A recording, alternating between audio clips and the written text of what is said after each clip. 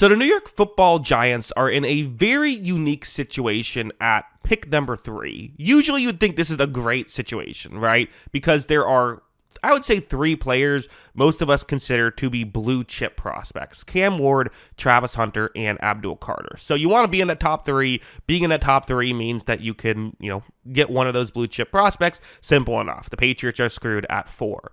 But this is what I find very interesting about where the Giants are, is that a lot of people have mocked Cam Ward at number 1. Everyone's mocked Cam Ward at number 1. But a lot of people have then mocked at number 2, Abdul Carter, which means then Travis Hunter is at number 3 for the Giants. And while the Giants aren't necessarily screwed at corner with the addition of Paulson Thibodeaux, they have Deonte Banks, who maybe could show something this year. You have Andrew Phillips as well. So there are players in the secondary that they could like.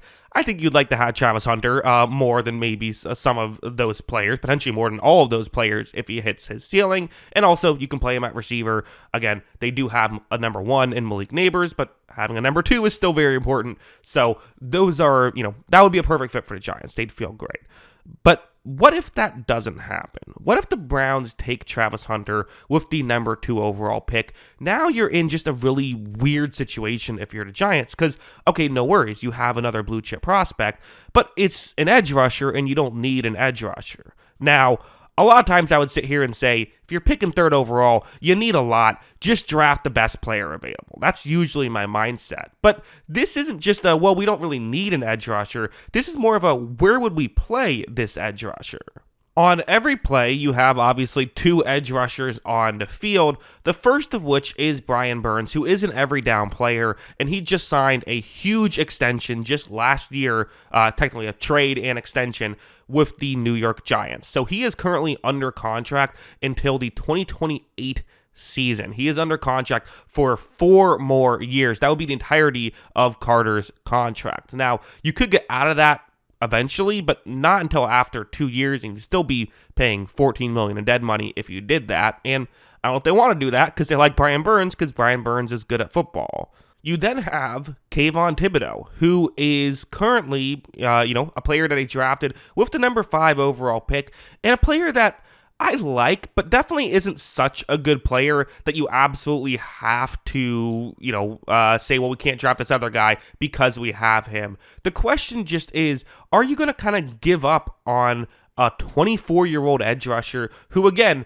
at the time, many thought might be a better prospect than Aiden Hutchinson? That wasn't that hot of a take. Most people had Hutchinson 1 with Thibodeaux kind of 1B, and then Trayvon Walker was not number 1. That was how most people viewed it. But Thibodeaux has played 3 years in the NFL, meaning he only has 1 year left of his true rookie deal, and then there is the 5th-year option, which has not yet been picked up. In 2 weeks is the deadline, so it'll be just after the draft, there is the deadline for the 5th-year option, and they have not yet selected it, so who knows what exactly they're going to do there. Now, ultimately, you don't need to only have 2 edge rushers, right? I mean, at the end of the day, while on any given play, only 2 edge rushers play, that does not necessarily mean that only 2 edge rushers will be playing throughout the entirety of the season. You can rotate guys, and that's what the Philadelphia Eagles like to do, is they like to rotate guys constantly. You keep them fresher. You can kind of have them play their role better. Like Milton Williams, not a great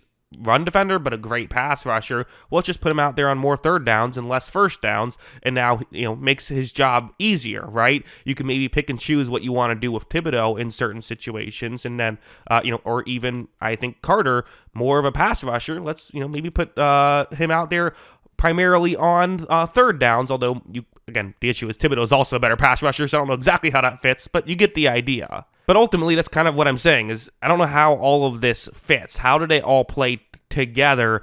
I just don't fully get it, and it does feel like you're not maximizing these 3 players, and you should probably not have these 3 players on a roster. You should probably get rid of one of them and use the value you can get from getting rid of one of them to help you elsewhere on the roster. So usually this is actually relatively simple. What do you do in this situation? Well, you just trade down, right? Okay, yes, it sucks to lose one of the 3 blue chip prospects, but like we said, it's not a perfect fit, so let's just trade down. Someone will fall in love with Abdul Carter, and hey, probably don't have to trade down that far, can still get a really good player that fills a need better. Here's the issue with that is where do they trade down? Because first you have the Patriots who are one pick below and they could use Abdul Carter, but I don't think they're going to trade up one pick in that situation. Maybe you do something like that. But you have the Jaguars, the Raiders, the Jets, the Panthers, the Saints. Those are all teams that have an abundance of, holes they need to fill, and I don't know if they want to trade a bunch of draft capital to move up to number 3. Again, I think in this draft, you're not getting a Trey Lance haul for trading back from 3, but you might, still want a decent amount of draft capital if you are going to trade back that far, which is why I actually think it's possible we could see an extended trade. Could we see the Bears at 10 trading all the way up to 3, or even something crazier? Could we see the Falcons, which actually I did a mock draft, which I'm uploading today, where I decided to go through with that and see what would happen if the Falcons traded from 15 to 3 to get an edge rusher. Tampa Bay at 19, is that possible? Or Cincinnati at 17, is that possible? I think it is. And I actually would say that I think there's a real chance the Giants do trade out of that number 3 overall pick. If Travis Hunter goes at 2, hey, if Carter goes at 2, Giants fans, you can start celebrating, get Hunter at 3. But if that doesn't happen, I don't think it's out of the question that they decide to make a trade. And I do think teams will say, you know what, getting a blue chip prospect at the edge position, everyone said for the Texans, that's kind of too much to give up for Will Anderson. Like, it's a lot of draft capital. Do you think they regret it now? Absolutely not. I think teams will look at that and say, maybe that's a move we should make. Ultimately, though, the price has to be right, and a team has to be willing to do it. And if you're the Giants, what if that doesn't happen? What if you're sitting there stuck at 3, and all you have to do is, and all you have left is Abdul Carter? Well, I think you kind of just have to take him. You could get Mason Graham, but I think you're getting a worse prospect if you do that. Maybe you disagree. Some people will, I'm sure, but I think you're getting a worse prospect if you do something like that. You could then trade Kayvon Thibodeaux, and I'm sure a team would give you some draft capital to do it. But ultimately, if I'm the Giants, what do I do in that situation? I look to see if you can get a draft haul. I think that makes sense, seeing if you can get a ton of capital. If you can't, I think you just have to draft Abdul Carter. And if you can't get all 3 of those guys to work, you could just have them, play a year and see how it goes. Or maybe you just say, you know what, Thibodeaux, let's trade you. Let's get a second-round pick back. Because, again, only 1 year of cheap value and then a 5th-year option. That's only going to go for so much capital. But you could probably get a second-round pick, get that, and improve the team that way. But yeah, I think they're in a really fascinating spot, so that's why I wanted to make a video, really just breaking down this selection in general. I might do this again with another selection or 2 when we get into, future, when we get closer to the draft. But again, a lot of draft content coming out. Make sure that, I'll say this at the end of the video, make sure to, on draft night, check out this channel. I'm going to have videos of every single first-round pick. They won't all be film studies, but many will be, so I'm preparing those film studies now. So that's what I'm working on in between making these kind of videos. So definitely make sure that you check that out if you have a chance. If you want to see what I think of your favorite team's first-round pick, check that out. But yeah, those are my thoughts. What are yours? Let me know in the comments below.